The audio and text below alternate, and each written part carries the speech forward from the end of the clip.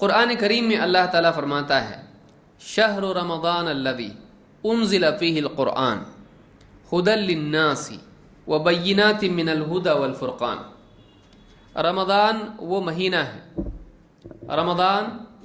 مہینہ ہے جس میں قرآن نازل کیا گیا ہے۔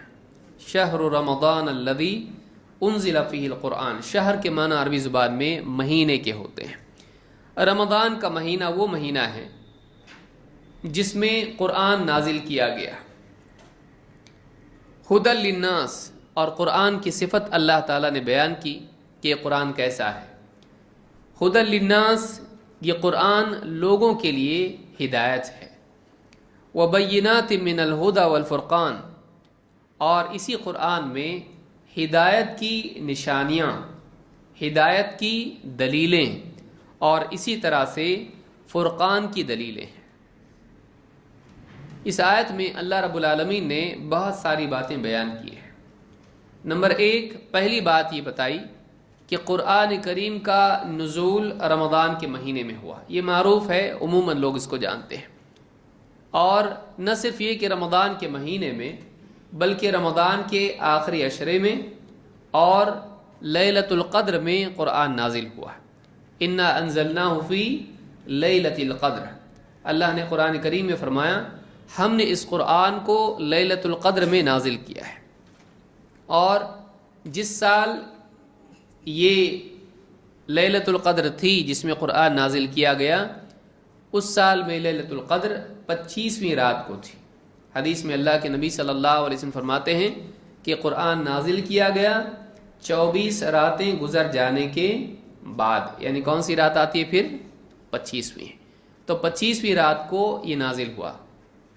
لیلۃ القدر کے بارے میں یہ بات صاف واضح ہے، اس سے پہلے بتا چکا ہوں کہ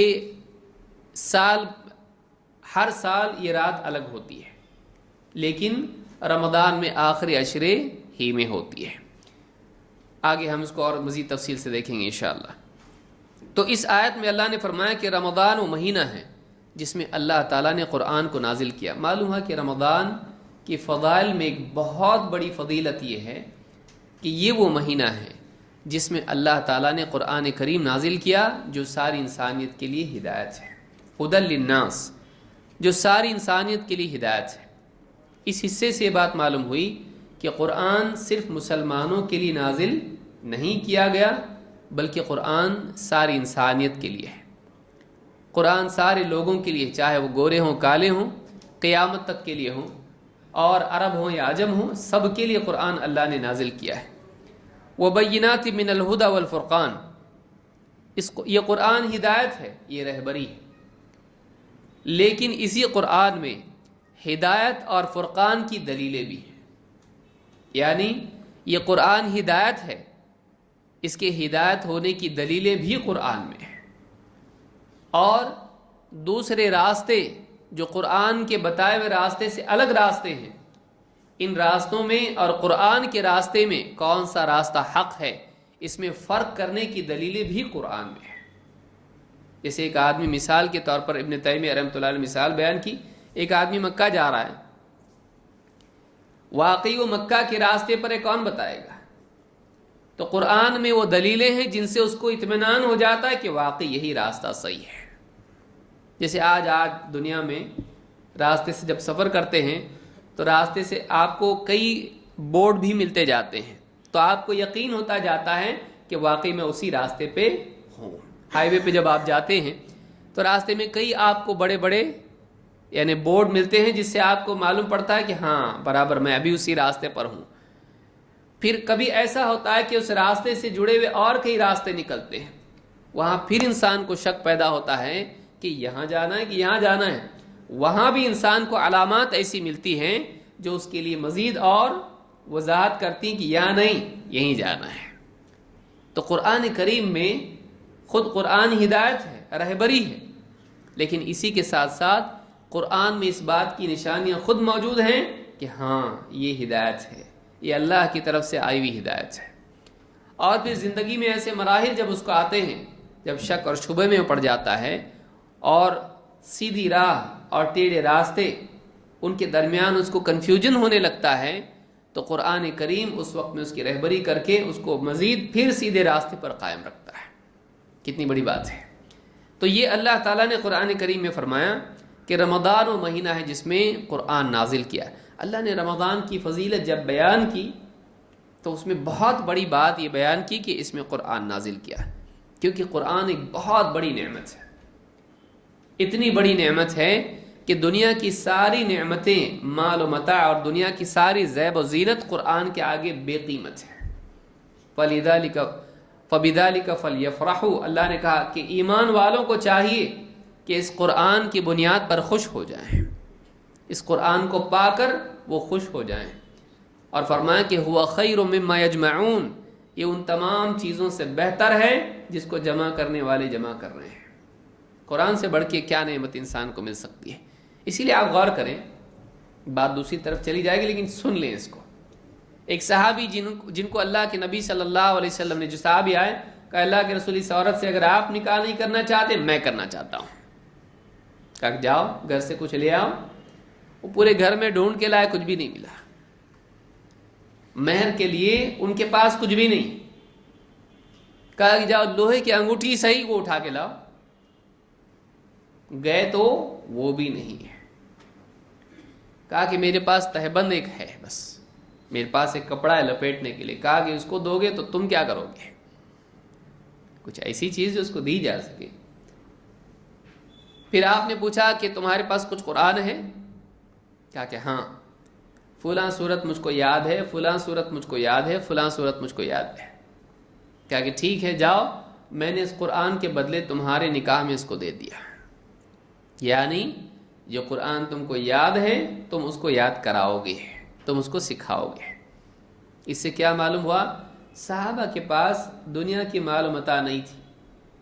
کئی صحابہ ایسے تھے کہ گھر میں کچھ بھی نہیں، نکاح کے لیے بھی کچھ نہیں ہے، مہر بھی ان کے پاس دینے کے لیے کچھ نہیں ہے، لیکن ان کے پاس کیا تھا؟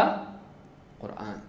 هُوَ خَيْرٌ مِّمَّا يَجْمَعُونَ، یہ ان تمام چیزوں سے بہتر ہے جن کو جمع کرنے والے جمع کر رہے ہیں. اس کو صحابہ سمجھتے تھے.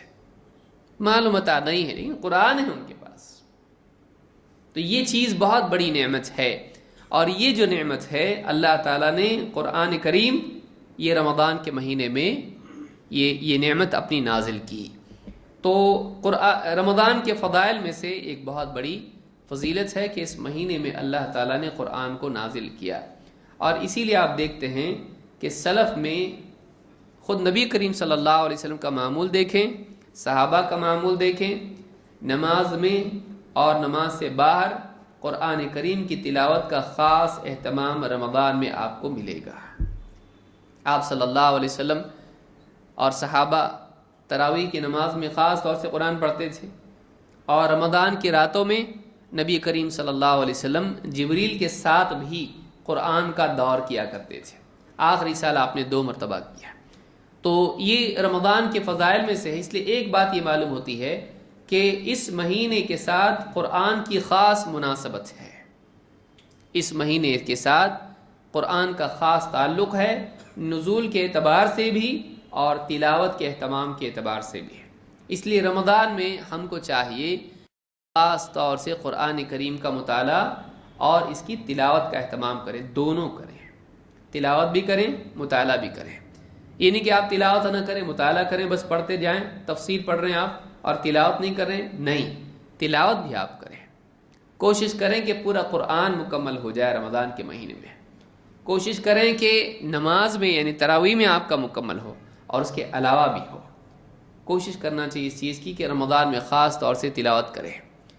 ایسا بھی نہیں کہ ابتدا میں 2-4 دن اور ہفتہ بھر جو ہے خوب پڑھا اس کے بعد چھوڑ دیا. نہیں، بلکہ پہلے روزے سے لے کر آخری روزے تک آپ مسلسل ہر دن اپنی ایک مقدار تلاوت کی رکھیں. بہت زیادہ نہ صحیح، 1 پارہ 1 جز آپ پڑھیں اور پورا قرآن رمضان میں آپ مکمل کریں. اس کا اہتمام کرنا چاہیے. یہ نہیں کہ شروع میں جوش میں آ کے پڑھ لیا لیکن بعد میں چھوڑ دیا. 10 روزوں کے بعد سب ڈھیلے ہو جاتے ہیں عموماً، الا ماشاء اللہ. پہلا عشرہ جب چلا جاتا ہے اس کے بعد سب لوگ رمضان ہو گیا اپنا. تو اس طرح سے دھیرے دھیرے سستی آنی شروع ہوتی ہے. روزوں میں، تراویح میں، تلاوت میں، ذکر میں، اور بہت ساری نیکیوں میں سستی آنے لگتی ہے، ویسے بھی جسم کمزور ہونے لگتا ہے اور سستی بڑھتی چلی جاتی ہے۔ پھر آدمی یہ سوچنے لگتا ہے کہ عید کب آئے گی۔ کچھ روزے جب چلے جاتے ہیں، رمضان کا نیا پن جب ختم ہو جاتا ہے، اور ہر چیز کا ایک نیا پن ہوتا ہے جس میں جوش ہوتا ہے، تو جب رمضان کا وہ حصہ چلا جاتا ہے جس میں انسان کو رمضان آنے والا ہے، رمضان آیا، رمضان 5-10 دن چلے گئے، اس کے بعد رمضان ہی تو ہے یہ، اور پھر رمضان دھیرے دھیرے کر کے ختم ہو جاتا ہے۔ پھر رمضان کے بعد لوگ کیا کہتے ہیں، کتنے جلدی چلا گیا نا، آدمی کو لگتا ہے رمضان چلا گیا، آئندہ سال اور اچھے سے گزاریں گے، اور ہر سال ہم اسی غلطی کو دہراتے رہتے ہیں اور یہی ہمیشہ معمول بنا لیتے ہیں۔ یہ بھی ایک بہت افسوس کی چیز ہے۔ خیر، تو یہ رمضان کی فضیلت ہے اور اس کے لیے ایک مسلمان کو مستعد ہونا چاہیے۔